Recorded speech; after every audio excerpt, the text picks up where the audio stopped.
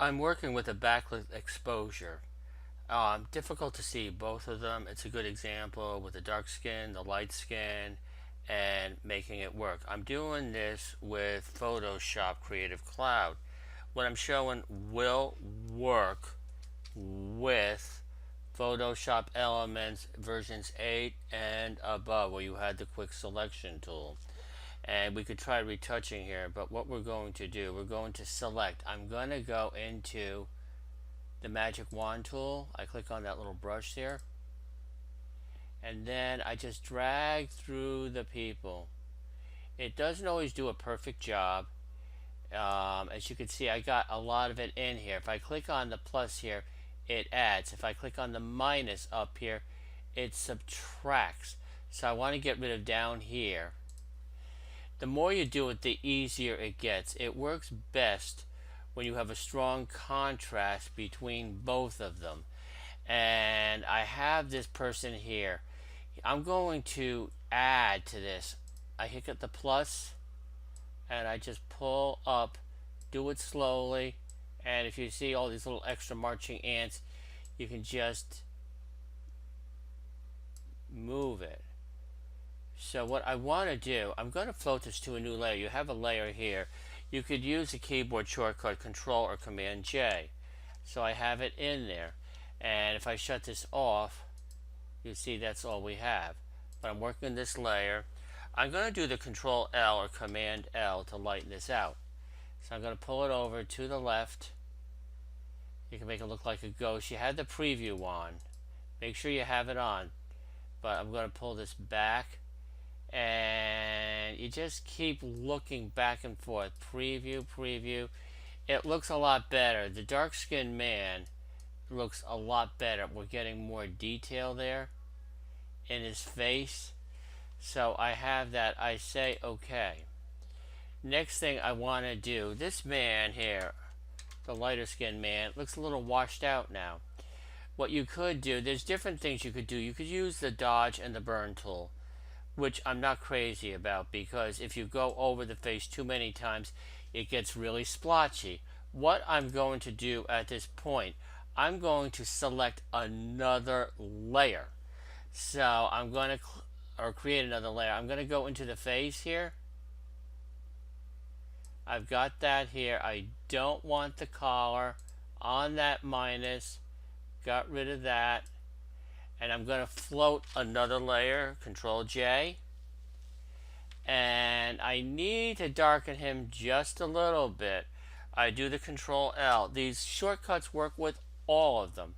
And I can pull this into the right just a little bit. And you have the RGB here. If I go into the red here, you could change things here. I could go into the green. Ugh. Okay, let's leave it back at 0.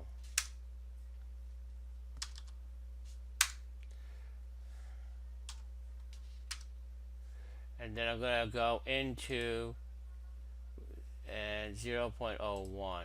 Okay, I have that now. Showing you a few things. I'm going to go, oops.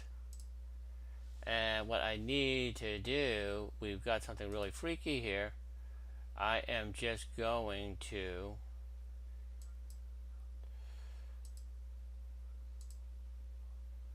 and what I have to do at this point here, I'm just going to hit the cancel, and I'll just fix this real quickly here. I'm just showing you these different things here. I darken it just a little bit. I could do the red. That didn't work here. If I go into the red, as I was doing before, you can give it a little bit more of a tan. And then I could try the blue if you have a blue cast from the light here.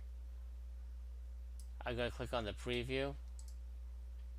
Off, on, off, on. I don't like what I've done. I'm going to hit the cancel. I'll work with the lighting again. I'm just going to darken it a little bit.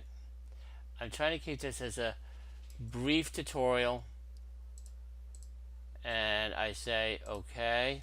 I'm going to shrink this down just a little bit, and then I'm going to shut off these top 2 layers. This is the layer 1, layer 2, layer 3.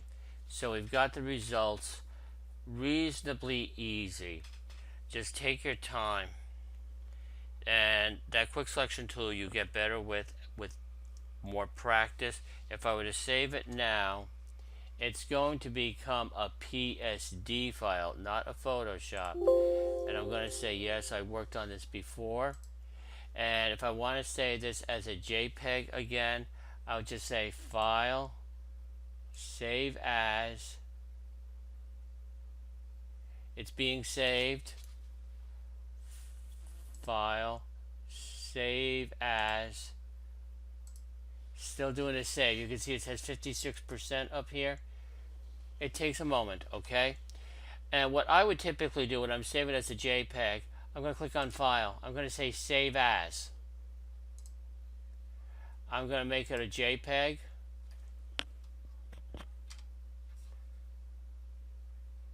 And what I typically do, I want to keep the original, and I'll say Revised. And you can change the quality. If it's going to be in an email, you would shrink it down.